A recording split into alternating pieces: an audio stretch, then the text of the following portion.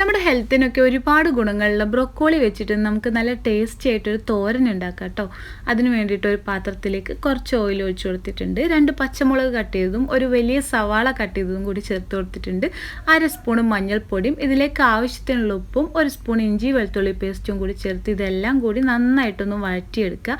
ഈ സവാളയൊക്കെ ഒന്ന് നന്നായിട്ട് വഴന്ന് വരുമ്പോഴേക്കും ഇതിലേക്ക് ചെറുതായിട്ട് കട്ട് ചെയ്ത് വെച്ചിട്ടുള്ള ബ്രൊക്കോളി ചേർത്ത് കൊടുക്കുന്നുണ്ട്.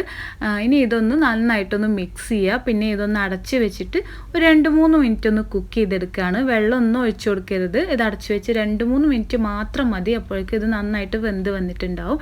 പിന്നെ ഇതൊന്ന് മിക്സ് ചെയ്ത് കൊടുത്തതിന് ശേഷം ഞാനിതിലേക്ക് ഒരു 3 കോഴിമുട്ട കൂടി ഒഴിച്ചു കൊടുത്തിട്ടൊന്ന് കുക്ക് ചെയ്തെടുക്കുകയാണ്. ഇതൊന്ന് മിക്സ് ചെയ്തിട്ട് ഇതൊന്ന് വേവിച്ചെടുക്കുക. നമ്മൾ മുട്ട ചിക്കി പൊരിച്ചെടുക്കുന്ന ആ ഒരു രീതിക്ക് ഇതൊന്ന് കുക്ക് ചെയ്തെടുക്കുകയാണ്.